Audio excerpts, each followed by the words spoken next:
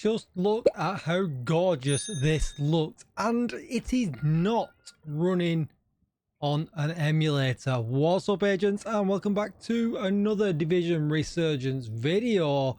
Huge shock news today just dropped. The game now has a PC client that is available to download for free on Ubisoft Connect. Let's check it out. As you can see here, I'm outside the base of operations. It looks absolutely amazing, way better than we've had it on any emulator. And as I'll just kind of run into the base of operations here, and as you can see, it's super smooth. I've not changed any settings or anything really yet, so everything looks as you would expect. But yeah, I think it was 15 gig to download it, and yeah, it's just absolutely beautiful looking. You would really not think, unless you look too hard, that this was a mobile game. Now, it acts just the same as it would on your iPad or on your iPad or Android device. But if we go into settings, what we are able to do, because we are on PC, if I scroll down to the right setting, we're able to put everything on high. As you can see here, we could put this all on high, have a look what it looks like, just to see. We don't want any bloom on, that's for sure. But one thing I've noticed is that this will also kind of save in your Ubisoft Connect settings, and it will make changes to your mobile device as well. Obviously not if it's not supported, but yeah, you might have some settings that are supported but you don't want to use because of performance issues and things like that. But as you can see, look, we've got a bit more dark on the darks there, and yeah, it just looks absolutely amazing. And if you hold down Alt, you get a free mouse, which is nice. You can get into your gear, you can go into the shop as well. You can see premium credits and things like that. I assume, yep, everything's in my local currency for me to see here as well. You can probably, you know, I can buy the Warden supplies if I wanted to and things like that. Premium credits are available, as you can see, as well. We go to the store, we just hit F, yeah, and it works just like you would think it would do. Really nice. Now, I know a few people are going to be unhappy. Yes, unhappy. Why would they be unhappy that the game has come to PC? Well, I guess that it's seen as a mobile game, and natively having a mouse and keyboard or controller even on a PC, you are at some kind of advantage. And to be honest, that absolutely might be true when it comes to PvP play and things like that. A mouse and keyboard is going to be way more responsive than touchscreen controls, and I guess that will cause some controversy. But this is our beta, this is kind of a test. Let's just flip over to the client so I can show you this. So as you can see here on the Ubisoft Connect screen, you'd have the download function here if you've not already downloaded it. You can see that we have the ability to buy the premium credits outside of the game as well. But if we scroll down here, there's a little bit of a description which is fairly interesting. It says, join the PC early access. You are activated as a strategic Homeland Division agent in the chaotic days following a deadly outbreak. Oh, and that's kind of it. That's just kind of the tagline that we would expect. But yeah, I would definitely join the official Discord, give feedback. Obviously, if you feel like mouse and keyboard people are too excessive when it comes to PvP and things like that, they're definitely going to want to know that. But obviously be aware that just cutting off the Ubisoft Connect version and splitting the two up, perhaps, maybe that's something that they can do, is not going to solve the problem. Because as we know, I posted a video on it previously, an emulated version that would support mouse and keyboard is also still available.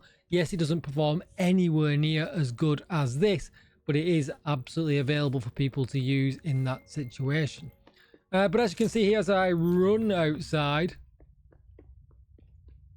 we're getting 60 FPS. So there isn't actually a cap raised on the FPS. So it's the same as perhaps my iPad Pro was getting.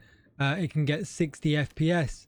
as well, but obviously I perhaps get a few more options when it comes to the graphical settings that I couldn't get before. Here's Mav, who's gonna shoot me. But let's just go into easy mission to quit the fast travelers and things like that. I mean, the fast travel on my PC is absolutely rapid. Yep. And we'll head in as a solo start. I did change a couple of the keys at the beginning, the key binds, to try and align it a little bit more like the Division. Apart from, for some reason, I've still got a 2 key on my shield. So let's just fix that real quick. And plus it shows what it's like to do things like that. So if we head down to keybinds.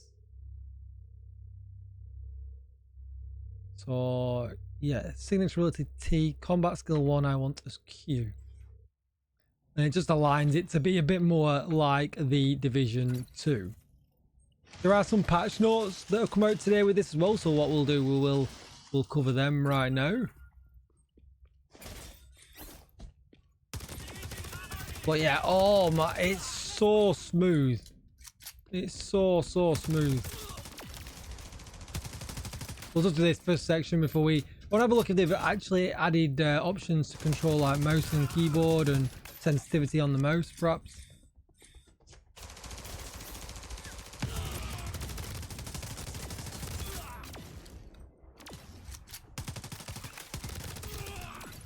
Yeah, it's pretty glorious. So if we go into the settings, let's have a quick look at what... So we've got customized layout. Oh, mouse and key... Oh, right, okay. So when I tried to change that, mouse and keyboard exclusive UI does not support custom UI. So that custom UI is literally for the touchscreen only, and that kind of makes sense. We've got sensitivity here. So this is the camera sensitivity. So is that going to be my move around sensitivity? So I'll tell you what, let's put this on low. No.